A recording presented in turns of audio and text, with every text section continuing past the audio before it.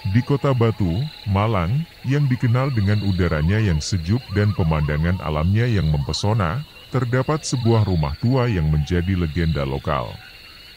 Rumah itu berdiri di ujung jalan sempit yang jarang dilalui orang, dikelilingi pepohonan rindang yang tampak seperti penjaga sunyi. Rumah angker tersebut milik Dr. Syarif Arifin, seorang ahli bedah yang pernah mendominasi pemberitaan media beberapa tahun lalu, karena eksperimen medis kontroversialnya. Namun, nama Dr. Syarif lenyap dari radar publik. Dia menghilang secara misterius tanpa jejak. Sejak saat itu, rumahnya menjadi simbol ketakutan bagi penduduk setempat. Rumah itu sendiri adalah bangunan bergaya kolonial Belanda yang mulai lapuk dimakan usia.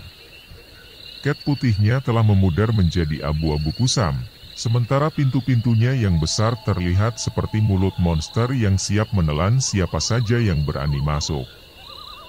Jendela-jendelanya tertutup rapat oleh debu tebal, dan beberapa kacanya pecah memberikan kesan rumah itu tidak lagi memiliki penghuni.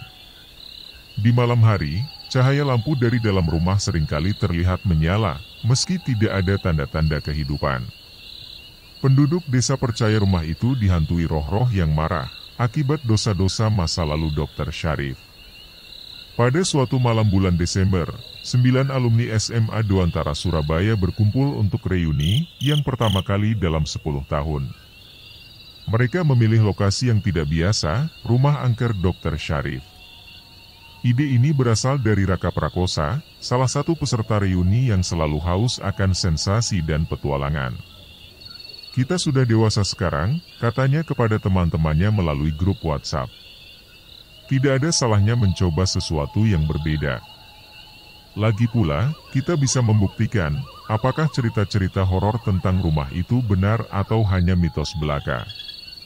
Awalnya, ide tersebut ditentang beberapa anggota kelompok, terutama Nisa Prameswati yang lebih suka merayakan reuni di tempat yang lebih nyaman. Namun, setelah banyak diskusi dan bujukan dari Raka, akhirnya semua setuju. Mereka berjanji bertemu di depan rumah angker pada malam itu juga, membawa perlengkapan tidur dan makanan ringan untuk acara barbeque kecil-kecilan. Tidak ada yang tahu bahwa reuni mereka akan menjadi awal dari tragedi mengerikan. Saat mereka tiba di rumah itu, suasana sudah suram.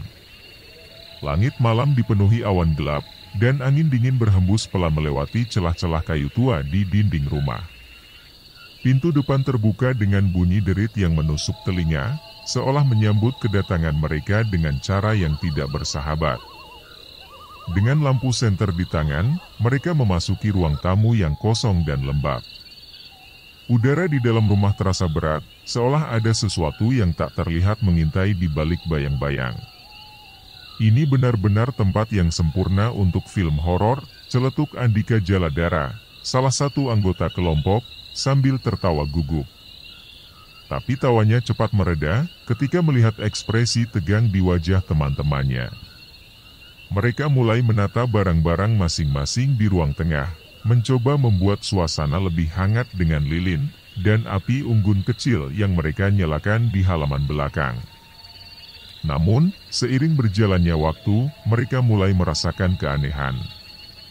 Ada suara-suara aneh dari lantai atas, langkah-langkah kaki yang terdengar di koridor meski tidak ada orang, dan bayangan-bayangan yang bergerak cepat di sudut mata. Reuni yang awalnya penuh tawa dan nostalgia, perlahan-lahan berubah menjadi suasana yang menegangkan. Ketika jam menunjukkan pukul 2 pagi, salah satu dari mereka, Dinda Maheswara, menghilang tanpa jejak. Teman-temannya panik, mencari-cari di setiap sudut rumah. Namun, yang mereka temukan hanyalah sepatu Dinda, yang tergeletak di tangga menuju loteng, dengan bekas darah segar di anak tangganya. Satu persatu, mereka mulai menyadari bahwa mereka tidak sendirian di rumah itu. Ada sesuatu atau seseorang yang diam-diam mengamati mereka. Dan entah bagaimana, mereka mulai merasa bahwa keberadaan mereka di rumah itu bukan sebuah kebetulan. Halo para sahabat album misteri. Sebelum video cerita horor ini berlanjut, ada baiknya para sahabat untuk memberikan subscribe, like dan menyebarkan video ini, sehingga memotivasi kami untuk membuat cerita video yang lebih menyeramkan, menakutkan, menarik, dan memberikan pesan-pesan positif dalam berkehidupan. Selain itu, tidak lupa menyalakan gambar lonceng, sehingga Anda menjadi penonton pertama yang mengetahui saat kami upload cerita misteri, horor, mistis, atau klinik yang terbaru, yang akan menguji keberanian Anda untuk mendengarkan dan menonton video ini sendirian. Dan, selamat menonton.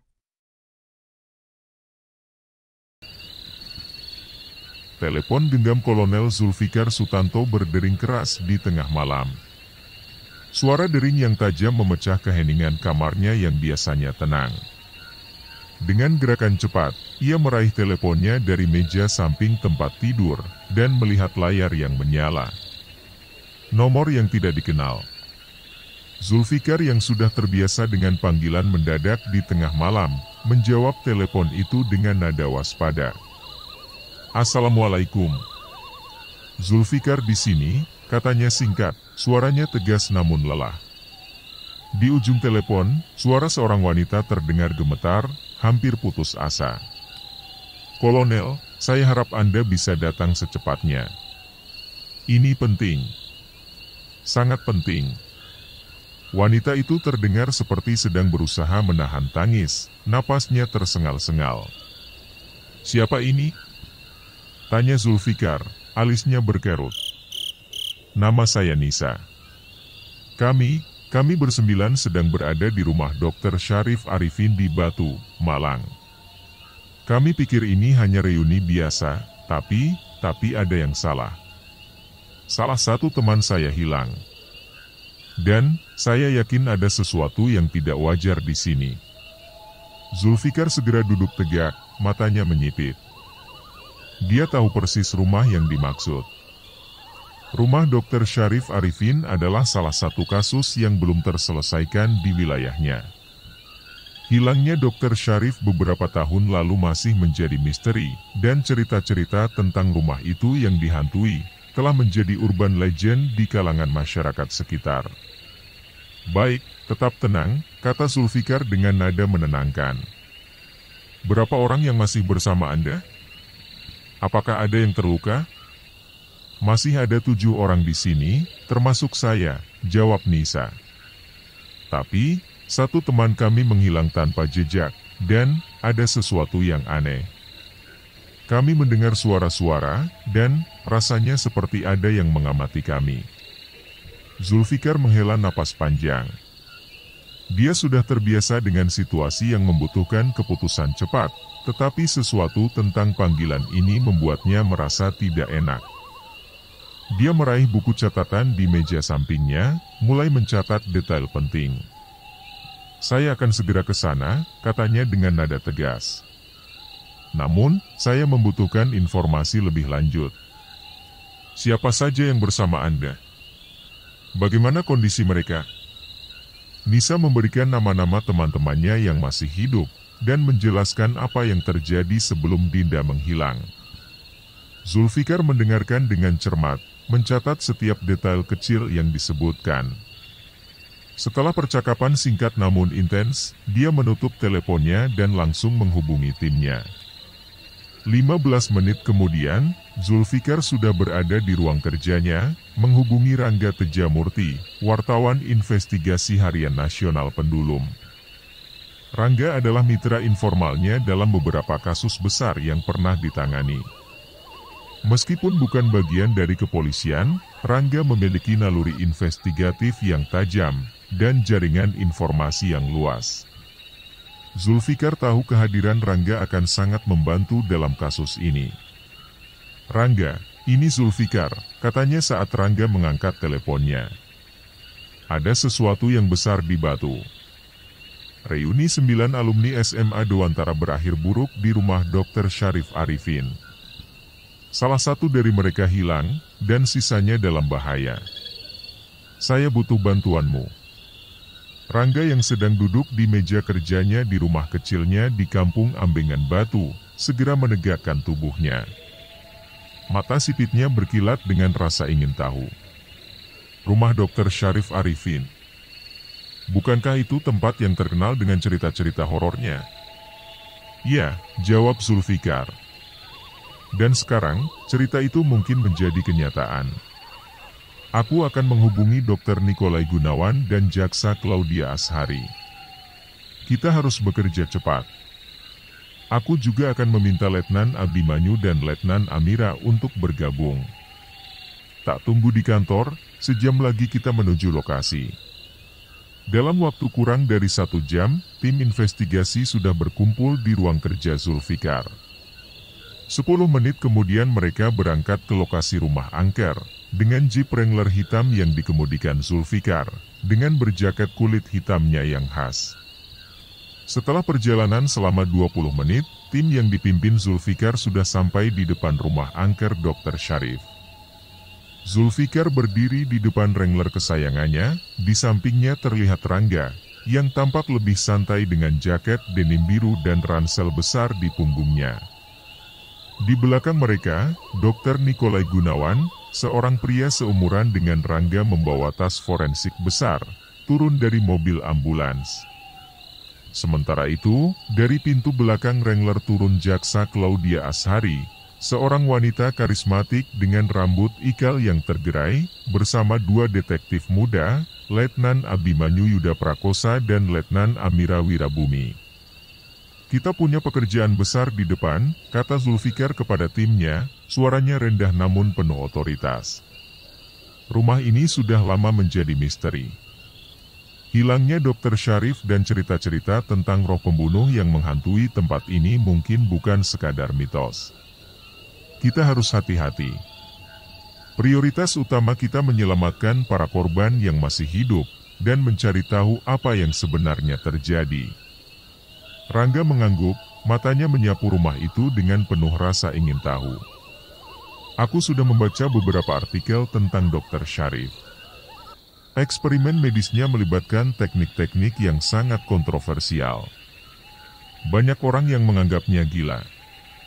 Tapi aku tidak pernah menemukan bukti konkret tentang apa yang sebenarnya terjadi padanya. Mungkin inilah kesempatannya, kata Zulfikar, matanya menyipit saat angin dingin berhembus melewati mereka. Mari kita masuk. Tim itu melangkah maju, memasuki rumah angker itu dengan hati-hati. Di dalam, mereka disambut suasana yang menegangkan. Lilin-lilin yang dinyalakan para korban masih menyala redup, memberikan cahaya yang cukup untuk melihat bayangan-bayangan yang bergerak di dinding. Di tangga menuju loteng, mereka menemukan sepatu Dinda, dengan bekas darah yang masih segar.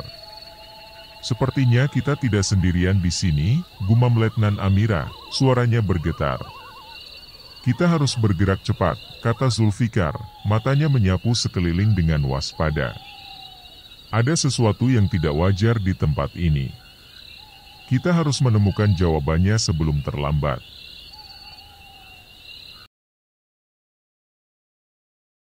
Tim investigasi berdiri di bawah tangga kayu yang menuju ke loteng, tempat sepatu Dinda ditemukan tergeletak dengan bekas darah segar. Udara di dalam rumah semakin dingin, meskipun tidak ada angin yang masuk. Lampu senter mereka memantulkan cahaya kuning pucat di dinding-dinding, yang kotor dan berdebu. Suara langkah-langkah kaki mereka terdengar bergema di koridor sempit, menciptakan atmosfer yang mencekam. Sepatu ini milik Dinda, tanya Zulfikar, mengangkatnya dengan sarung tangan lateks. Dia memperhatikan noda darah yang menempel di bagian tumit sepatu itu. Bisa jadi ini adalah petunjuk penting. Dr. Nikolai maju selangkah, membuka tas forensiknya dengan gerakan cekatan. Dia mengeluarkan alat deteksi darah portabel, dan mengujinya pada noda tersebut. Setelah beberapa detik, lampu indikator pada alat itu menyala merah. Ini darah manusia, kata Nikolai, suaranya tenang namun serius. Masih segar, kemungkinan besar kurang dari 6 jam yang lalu. Kita harus segera naik ke loteng. Letnan Abimanyu dan Letnan Amira saling bertukar pandang. Mereka masih relatif baru dalam tim ini, tetapi naluri mereka sebagai polisi sudah cukup tajam untuk merasakan sesuatu yang buruk telah terjadi di atas sana. Kita tidak boleh gegabah, kata Claudia yang biasanya tenang, tapi kali ini nada suaranya sedikit gugup. Jika ada pelaku di atas sana, kita harus siap menghadapinya. Zulfikar mengangguk. Baik. Abimanyu dan Amira, kalian berdua pergi lebih dulu. Pastikan area aman sebelum kita semua naik. Rangga, kamu dan aku akan mengikuti dari belakang. Nikolai, Claudia, tunggu di sini sampai situasi benar-benar terkendali. Letnan Abimanyu dan Letnan Amira mengangguk singkat, lalu mulai menaiki tangga dengan hati-hati. Pistol mereka sudah teracung, siap untuk menghadapi apapun yang mungkin muncul. Setiap anak tangga berderit keras di bawah beban tubuh mereka, membuat suasana semakin tegang. Di puncak tangga, pintu loteng tertutup rapat. Tidak ada suara dari balik pintu itu, hanya keheningan yang menyesakkan. Abimanyu memberi isyarat kepada Amira untuk mundur selangkah, lalu ia menendang pintu itu dengan keras. Pintu kayu tua itu terbuka dengan bunyi keras, mengungkap ruangan gelap yang dipenuhi debu dan barang-barang usang. Lampu senter mereka menyapu ruangan itu, mencari tanda-tanda keberadaan Dinda atau pelaku. Tidak ada siapa-siapa di sini, bisik Amira. Suaranya hampir tak terdengar. Namun, ketika mereka melangkah lebih jauh ke dalam loteng, mereka menemukan sesuatu yang membuat darah mereka berdesir. Di sudut ruangan, ada coretan-coretan aneh di dinding, seperti simbol-simbol yang dibuat dengan darah. Di tengah ruangan, sebuah meja kayu tua tertutup oleh lapisan debu tebal, tetapi ada jejak tangan berdarah yang tampak jelas di permukaannya. Kolonel, panggil Abimanyu, suaranya meninggi karena ketegangan. Anda harus melihat ini.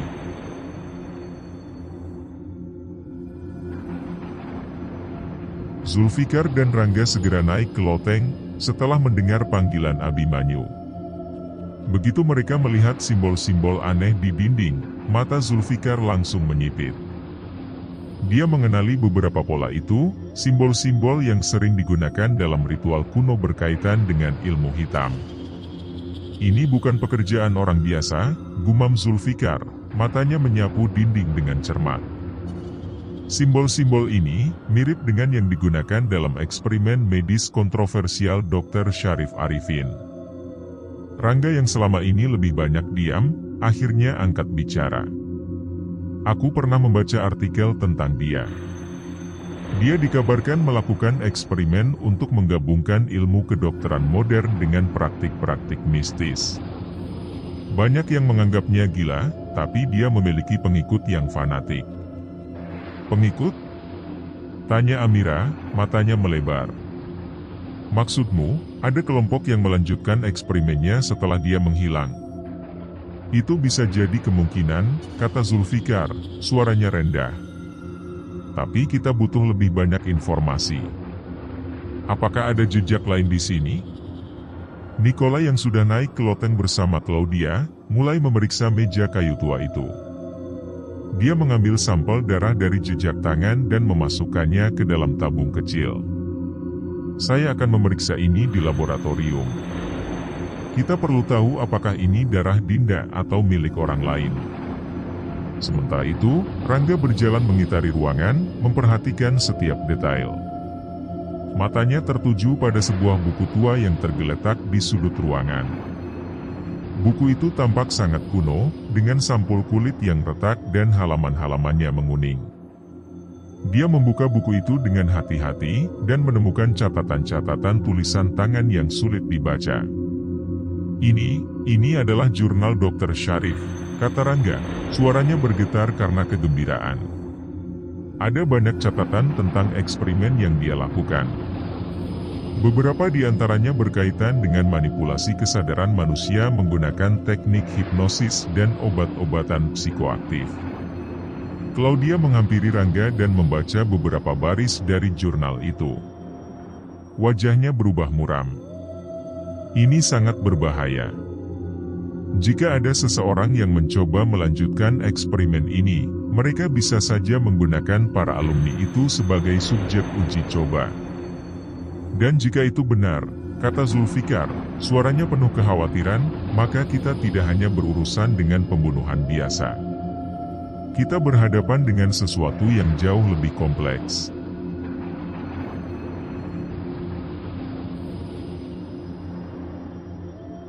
Setelah mengumpulkan semua bukti yang mereka temukan di loteng, tim memutuskan kembali ke ruang tamu untuk berdiskusi. Namun, saat mereka turun dari tangga, suasana di dalam rumah semakin suram. Lilin-lilin yang mereka nyalakan sebelumnya mulai padam satu persatu, seolah-olah ada angin tak terlihat yang meniupkan api itu. Ada yang tidak beres, gumam Letnan Amira, tangan kanannya erat memegang pistol. Tiba-tiba, terdengar suara jeritan dari arah dapur. Tim langsung berlari ke sumber suara, hanya untuk menemukan salah satu alumni, Raka yang terbaring di lantai dengan wajah pucat pasi.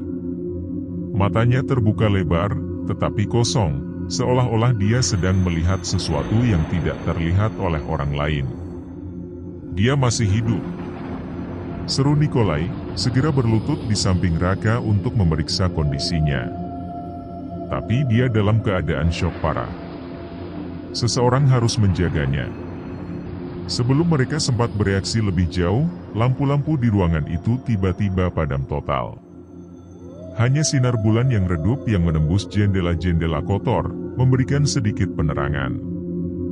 Dalam kegelapan itu, mereka mendengar suara langkah-langkah kaki yang berat, seolah-olah ada seseorang atau sesuatu yang bergerak di koridor. "Siapa di sana?" teriak Zulfikar, suaranya menggema di keheningan malam. Tidak ada jawaban. Hanya suara langkah kaki itu yang semakin mendekat. Rangga yang berdiri di dekat jendela, tiba-tiba melihat bayangan hitam besar melintas di halaman belakang. Bayangan itu bergerak cepat, seperti sosok manusia yang berlari dengan kecepatan luar biasa. "Itu bukan manusia," bisik Rangga, nadanya penuh ketakutan. "Kita harus keluar dari sini," seru Claudia, suaranya gemetar. "Tempat ini tidak aman." Namun, sebelum mereka sempat bergerak, pintu depan rumah tiba-tiba tertutup dengan keras, seolah-olah ada kekuatan tak terlihat mengunci mereka di dalam. Suara tawa rendah dan serak terdengar dari balik dinding, membuat bulu kuduk mereka merinding. "Kita terjebak," kata Zulfikar, suaranya penuh ketegangan. "Tapi kita tidak bisa panik. Kita harus tetap fokus."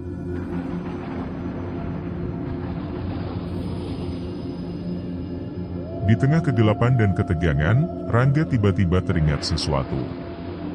"Jurnal Dr. Syarif," katanya tiba-tiba. "Ada sesuatu di sana tentang cara melawan efek eksperimen ini. Dia menulis tentang mantra-mantra yang bisa digunakan untuk melawan pengaruh hipnosis dan ilmu hitam." "Mana jurnal itu?" tanya Zulfikar, matanya menyala dengan harapan. Rangga segera merogoh tasnya, mengeluarkan jurnal tua itu. Dia membuka halaman-halamannya dengan cepat, mencari bagian yang relevan. Akhirnya, dia menemukan sebuah mantra kuno yang ditulis dalam bahasa Latin. "Coba kita ucapkan ini," kata Rangga, suaranya penuh keyakinan. "Mungkin ini bisa mengusir apapun yang menghantui tempat ini." Semua anggota tim mengangguk, meskipun beberapa dari mereka tampak ragu. Mereka membentuk lingkaran kecil, dengan Rangga di tengah membacakan mantra itu dengan suara lantang. Saat kata-kata mantra itu diucapkan, angin dingin yang sebelumnya menghantui rumah itu tiba-tiba berhenti. Suara langkah kaki juga menghilang, dan cahaya lilin-lilin yang tadinya padam mulai menyala kembali. Namun, sebelum mereka sempat bernapas lega, suara tawa rendah itu kembali terdengar, kali ini lebih keras dan lebih dekat. Dari balik bayang-bayang, muncul sosok tinggi besar dengan wajah tertutup topeng aneh. Topeng itu menyerupai tengkorak manusia, dengan mata yang berkilauan seperti bara api. "Selamat datang di rumahku," kata sosok itu dengan suara serak, sebelum menghilang ke dalam kegelapan.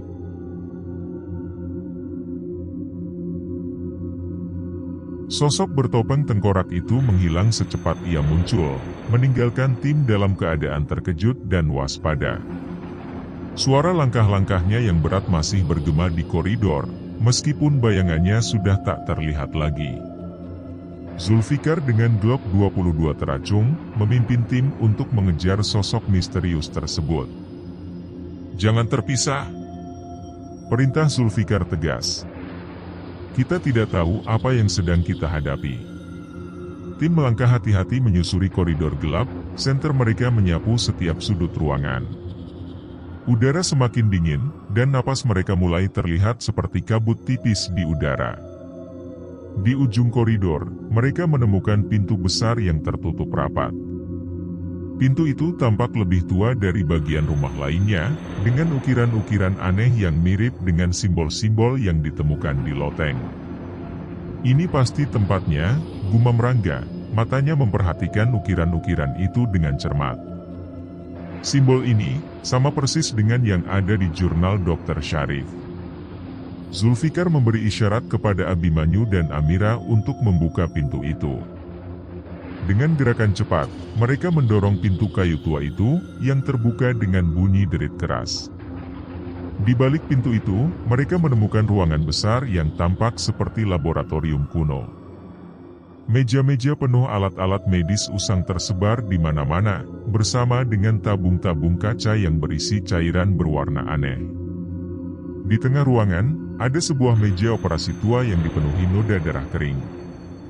Namun, yang paling mencuri perhatian adalah sebuah cermin besar yang tergantung di dinding belakang ruangan. Cermin itu tampak aneh, permukaannya berkabut, seolah-olah ada sesuatu yang bergerak di baliknya. Saat mereka mendekat, suara-suara aneh mulai terdengar, seperti bisikan-bisikan yang datang dari dalam cermin. "Cermin ini bukan cermin biasa," kata Nikolai, suaranya bergetar karena ketegangan. "Ini seperti portal atau medium untuk sesuatu yang lain." Sebelum mereka sempat bereaksi lebih jauh, sosok bertopeng tengkorak itu muncul lagi, kali ini berdiri di depan cermin. Dia mengangkat tangannya, dan cermin itu mulai bergetar, memancarkan cahaya merah yang menyilaukan. "Kalian tidak akan pernah bisa melarikan diri," kata sosok itu dengan suara serak, matanya yang berkilauan menatap mereka dengan intens.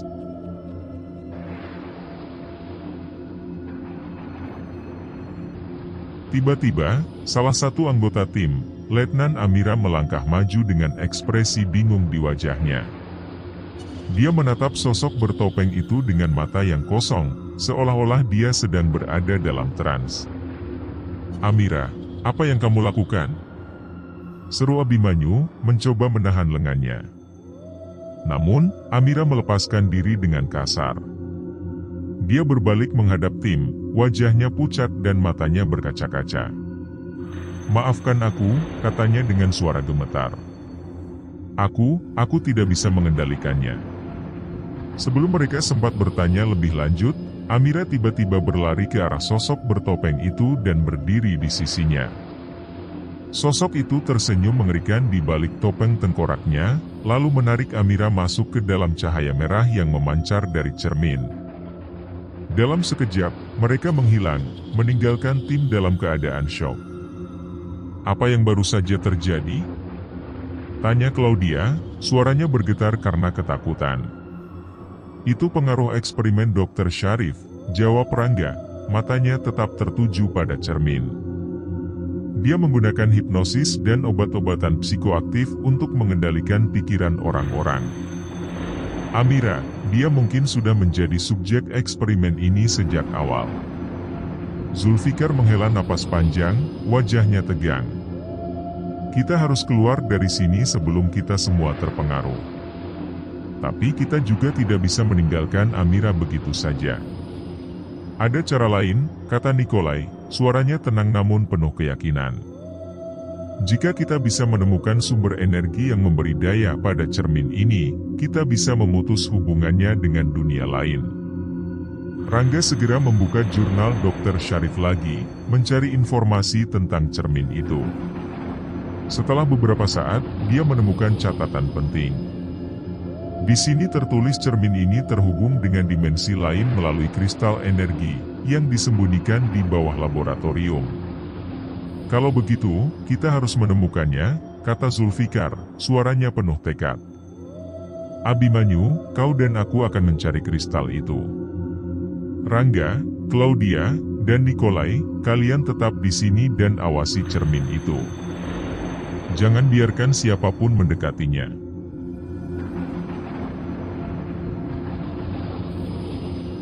Setelah pertarungan yang melelahkan, Zulfikar akhirnya berhasil meraih kristal biru itu. Dia mengangkatnya tinggi-tinggi, melemparkannya ke lantai dengan segenap kekuatannya. Kristal itu pecah dengan bunyi ledakan kecil, dan cahaya biru yang memancar dari dalamnya mulai memudar.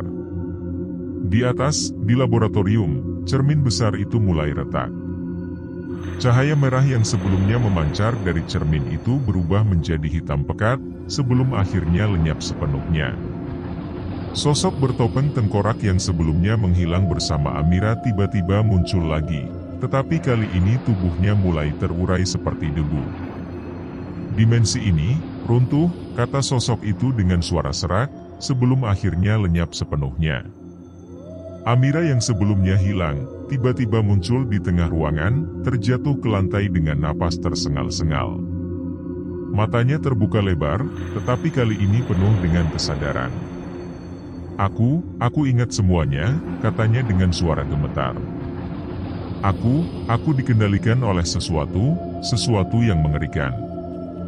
Tim segera membantu Amira bangkit. Setelah kejadian di laboratorium bawah tanah, tim kembali berkumpul di ruang tamu rumah. Wajah mereka penuh dengan kelelahan, meskipun mereka berhasil memutus hubungan dengan dimensi lain, kata Zulfikar, dan menyelamatkan suaranya Amira dari pengaruh hipnosis. Tapi suasana masih dipenuhi ketegangan. Kita masih harus mencari tahu yang mereka nyalakan sebelumnya mulai padam satu persatu. Rangga meninggalkan ruangannya dalam kegelapan yang semakin pekat. Dan aku yakin jawabannya ada hanya sinar bulan yang redup menembus jendela-jendela kotor. Ada sesuatu yang belum sedikit penerangan. Kita belum selesai, kata Zulfikar. Suaranya tegas meskipun wajahnya tampak lelah. Masih ada banyak pertanyaan yang belum terjawab. Siapa dalang dibalik semua ini? Mengapa para alumni SMA Dewantara menjadi target?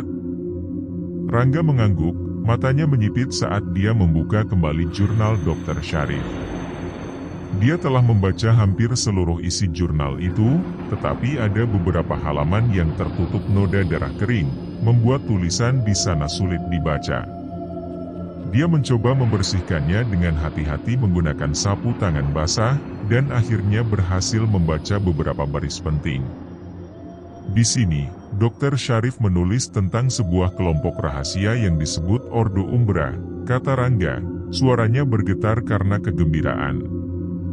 Kelompok ini didedikasikan untuk melanjutkan eksperimen ilmu hitam yang dia mulai. Mereka percaya dengan menggabungkan ilmu kedokteran modern dan praktik-praktik mistis, mereka bisa menciptakan manusia sempurna, makhluk yang tidak hanya memiliki kemampuan fisik luar biasa, tetapi juga kekuatan mental yang tak terbatas. Claudia yang duduk di sudut ruangan dengan catatan di tangannya, langsung angkat bicara. Jadi, para alumni itu bukan sekadar korban acak. Mereka mungkin dipilih karena alasan tertentu, mungkin karena mereka memiliki potensi genetik atau psikologis yang sesuai dengan eksperimen ini. Tapi bagaimana mereka bisa tahu? Tanya Letnan Abimanyu, yang masih terlihat lelah setelah pertarungan di bawah tanah. Dan kenapa harus di rumah ini? Itu karena rumah ini adalah tempat eksperimen pertama Dr. Syarif dilakukan, jawab Nikolai, suaranya tenang namun penuh keyakinan. Simbol-simbol di dinding, cermin ajaib, kristal energi, semua itu adalah bagian dari ritual yang dirancang untuk membuka portal ke dimensi lain. Dr. Syarif mungkin tidak pernah benar-benar hilang. Dia mungkin sudah masuk ke dimensi lain, dan kelompok Ordo Umbra ini melanjutkan eksperimennya di sini. Zulfikar menghela napas panjang, matanya menyapu seluruh tim. Kalau begitu, kita harus mencari tahu siapa yang memimpin kelompok ini.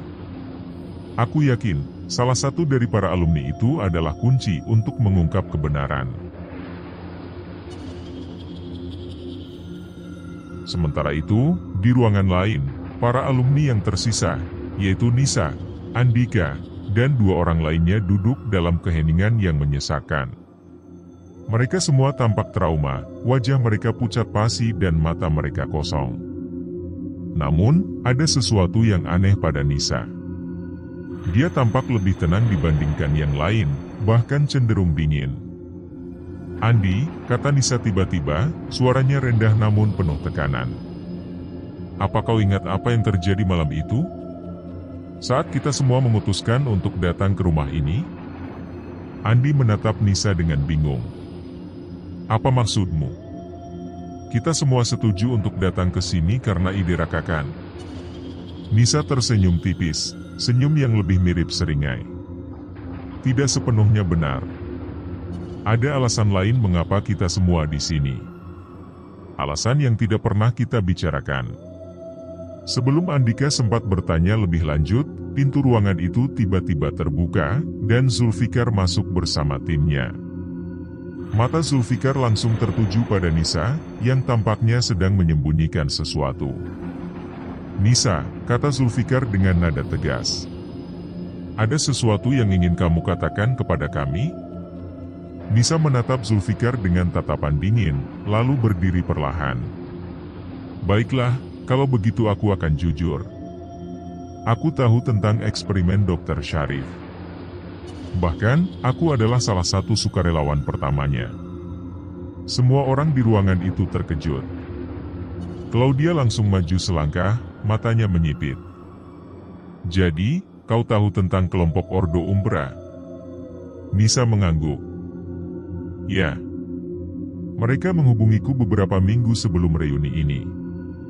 Mereka mengatakan eksperimen Dr. Syarif bisa dilanjutkan, dan aku harus membawa teman-temanku ke rumah ini untuk menjadi subjek uji coba baru."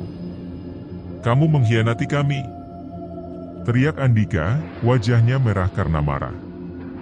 "Aku tidak punya pilihan," bentak Nisa, suaranya meninggi. "Mereka mengancam akan membunuhku jika aku tidak bekerja sama." Zulfikar menghela napas panjang, lalu mengangkat tangan untuk menenangkan suasana. "Ceritakan semuanya, Nisa. Ini satu-satunya cara untuk menyelamatkan kita semua." Nisa menundukkan kepala, lalu mulai berbicara dengan suara gemetar. "Mereka mengatakan eksperimen ini adalah langkah besar menuju masa depan umat manusia. Mereka ingin menciptakan manusia yang bisa mengendalikan pikiran dan tubuh mereka sendiri secara sempurna. Tapi, aku tidak tahu bahwa mereka akan membunuh siapapun yang gagal."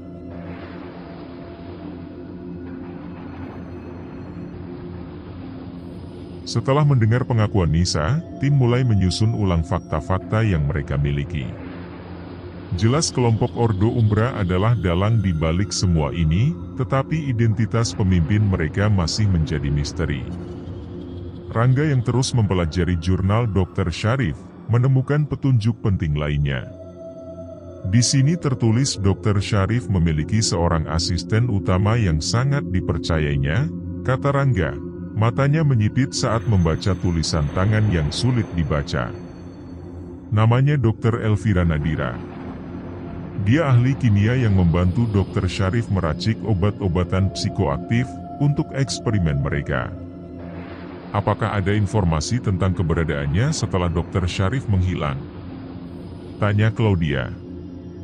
Rangga menggeleng. Tidak ada. Sepertinya dia juga lenyap bersama Dr. Syarif. Tapi, ada sesuatu yang menarik. Di halaman terakhir jurnal ini, ada nama-nama alumni SMA Dewantara yang terlibat dalam eksperimen awal. Tim langsung mendekat, mata mereka menyapu daftar nama yang ditulis dalam huruf besar. Beberapa nama terlihat familiar, termasuk nama Dinda dan Raka, dua alumni yang sudah menjadi korban. Ini bukan kebetulan, kata Zulfikar, suaranya penuh keyakinan. Dr. Elvira Nadira pasti masih hidup, dan dia pemimpin kelompok Ordo Umbra. Dia gunakan para alumni sebagai subjek uji coba untuk melanjutkan eksperimen Dr. Syarif. Tapi bagaimana cara kita menemukannya? Tanya Letnan Amira, yang masih terlihat lemah setelah pengalaman traumatisnya. Kita harus kembali ke laboratorium, kata Nikolai, suaranya tenang namun penuh tekad. Kristal energi yang kita hancurkan tadi adalah bagian dari sistem yang lebih besar. Pasti ada jejak digital atau data yang tersisa di sana. Jika kita bisa menemukannya, kita bisa melacak lokasi Dr. Elvira.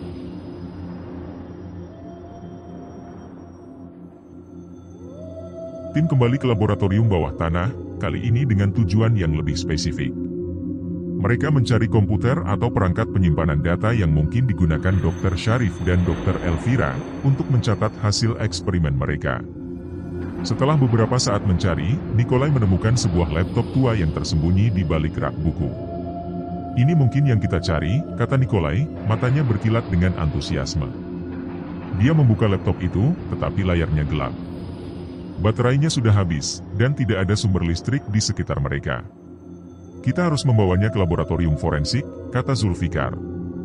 Nikolai, kamu bisa memeriksanya di sana. Namun, sebelum mereka sempat membawa laptop itu pergi, suara langkah-langkah kaki terdengar lagi dari balik bayang-bayang. Kali ini, sosok yang muncul bukanlah penyerang biasa. Seorang wanita tinggi dengan rambut hitam panjang, dan gaun putih kotor melangkah maju. Wajahnya pucat, tetapi matanya berkilauan dengan intensitas yang menakutkan. Kalian tidak akan pernah bisa menghentikanku, katanya dengan suara dingin. Eksperimen ini adalah masa depan umat manusia. Dr. Elvira Nadira, gumam Rangga, matanya melebar karena terkejut. Wanita itu tersenyum tipis, lalu mengangkat tangannya. Dari balik bayang-bayang, muncul beberapa sosok bertopeng tengkorak yang siap menyerang tim. Kita harus bertahan, teriak Zulfikar sambil mengacungkan Glock 22 mengancam Dr. Elvira. Pertempuran sengit pun pecah di ruang bawah tanah yang sempit itu.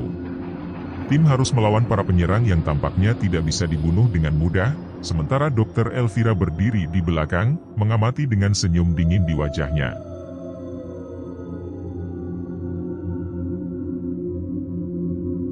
Pertempuran di ruang bawah tanah berlangsung sengit.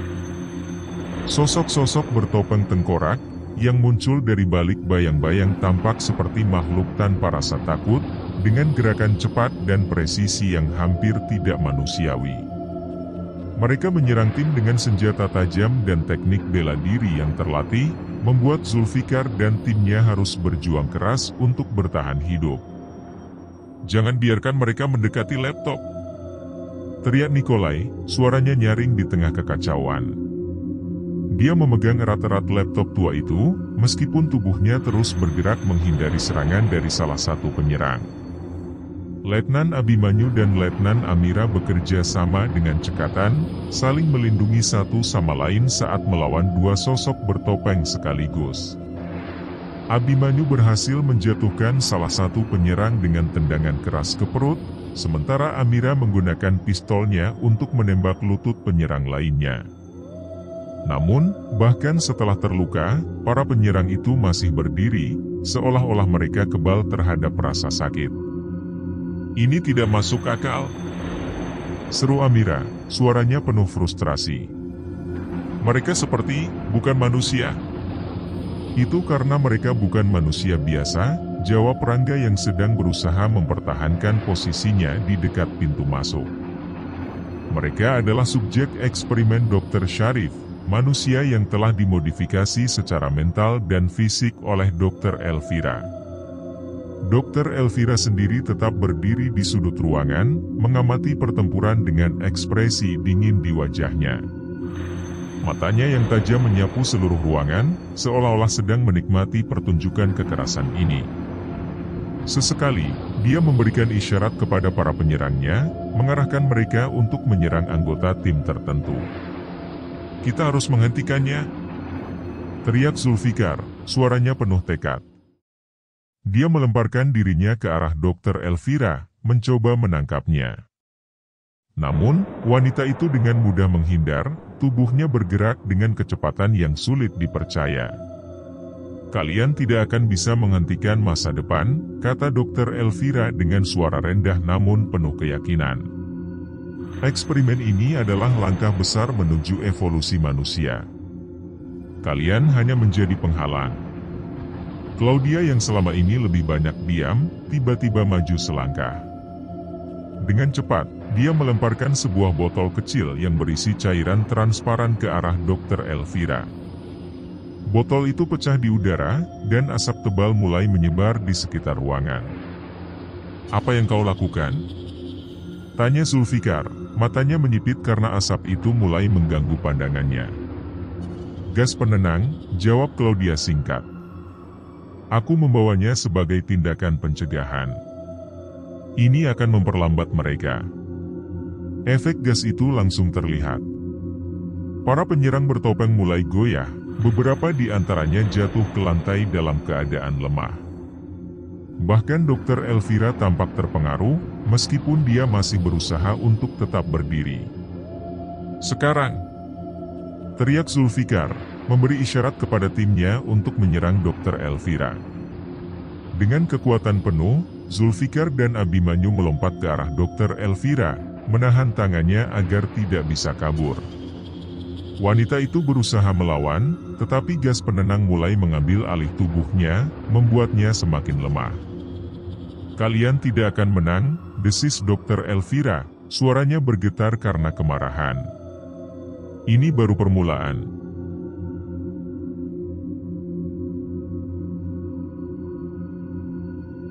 Setelah berhasil menangkap Dr. Elvira, tim segera membawanya keluar dari rumah angker itu. Mereka juga membawa laptop tua yang ditemukan di laboratorium bawah tanah, berharap data di dalamnya akan mengungkap kebenaran tentang eksperimen ilmu hitam yang dilakukan Dr. Syarif dan Dr. Elvira. Di laboratorium forensik milik kepolisian, Nikolai mulai memeriksa laptop itu dengan hati-hati. Setelah beberapa jam bekerja, dia akhirnya berhasil membuka file-file penting yang tersimpan di dalamnya. Di layar komputer, terlihat rekaman video eksperimen yang dilakukan Dr. Syarif dan Dr. Elvira. Ini sangat mengerikan, gumam Nikolai, matanya melebar karena syok. Mereka benar-benar mencoba menciptakan manusia sempurna dengan cara yang tidak manusiawi. Rekaman itu menunjukkan bagaimana Dr. Syarif dan Dr. Elvira melakukan eksperimen pada sukarelawan, termasuk beberapa alumni SMA Dewantara. Mereka menggunakan kombinasi obat-obatan psikoaktif, hipnosis, dan ritual mistis untuk mengendalikan pikiran dan tubuh para subjek. Beberapa subjek berhasil bertahan, tetapi banyak yang gagal dan meninggal dalam prosesnya. "Tidak heran jika rumah ini dianggap angker," kata Rangga, suaranya bergetar karena marah. "Banyak orang yang mati di sini tanpa diketahui nasibnya." Claudia yang sedang mempelajari catatan medis yang ditemukan di laptop itu, tiba-tiba menemukan sesuatu yang mengejutkan. "Ada nama-nama lain di sini, nama-nama orang yang tidak kita kenal. Tapi ada satu nama yang familiar, Syarif Arifin." "Maksudmu Dr. Syarif sendiri?" tanya Zulfikar, matanya menyipit. Claudia mengangguk. "Ya. Ternyata, Dr. Syarif adalah subjek utama eksperimen terakhirnya. Dia mencoba mengubah dirinya sendiri menjadi manusia sempurna, tetapi eksperimen itu gagal. Dia hilang bukan karena melarikan diri, tapi karena tubuhnya tidak bisa menahan efek obat-obatan dan ritual itu. Jadi, dia benar-benar mati di sini," kata Rangga, suaranya penuh kesedihan. Dan Dr. Elvira melanjutkan eksperimennya demi mencapai tujuan yang sama.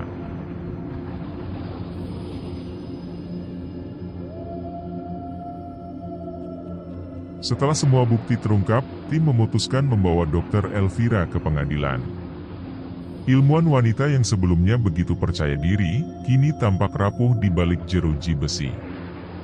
Gas penenang yang digunakan Claudia, ternyata memiliki efek jangka panjang, membuatnya kehilangan sebagian kemampuan fisiknya. "Kamu tidak akan bisa melanjutkan eksperimenmu lagi," kata Zulfikar saat menginterogasi Dr. Elvira di ruang tahanan. Semua data sudah kami amankan, dan rumah itu sudah kami tutup permanen. Dr. Elvira hanya tersenyum tipis, matanya kosong. Kalian mungkin bisa menghentikanku, tapi kalian tidak bisa menghentikan perkembangan ilmu pengetahuan. Suatu hari, eksperimen ini akan dilanjutkan oleh orang lain. Dan ketika itu terjadi, kami akan siap untuk menghentikannya, balas Zulfikar dengan nada tegas. Di pengadilan, Dr. Elvira dijatuhi hukuman penjara seumur hidup atas tuduhan pembunuhan, penyiksaan, dan pelanggaran kode etik medis. Kasus ini menjadi perhatian nasional, dan masyarakat mulai menyadari betapa berbahayanya eksperimen ilmu hitam yang dilakukan tanpa batas moral. Para alumni yang selamat, yaitu Nisa, Andika, dan 2 orang lainnya, akhirnya bisa kembali ke kehidupan normal mereka, meskipun trauma yang mereka alami masih terlihat jelas. Mereka bersumpah untuk tidak pernah lagi terlibat dalam hal-hal yang berhubungan dengan eksperimen tersebut.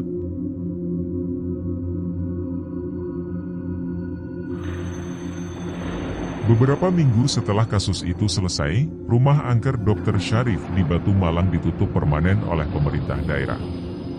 Pintu-pintunya disegel dengan rantai besi, dan papan peringatan besar dipasang di depan rumah itu, area terlarang. Masuk dengan resiko sendiri. Namun, meskipun rumah itu sudah tidak berpenghuni, cerita tentang roh-roh yang menghantui tempat itu terus beredar di kalangan penduduk setempat. Ada yang mengatakan pada malam-malam tertentu, lampu-lampu di dalam rumah itu masih menyala, dan suara jeritan terdengar dari dalam. Rangga yang selalu haus akan sensasi, memutuskan mengunjungi rumah itu sekali lagi beberapa bulan kemudian. Dia ingin menulis artikel terakhir tentang kasus ini untuk harian Pendulum. Namun, saat dia berdiri di depan rumah itu, dia merasakan kehadiran sesuatu yang tidak wajar.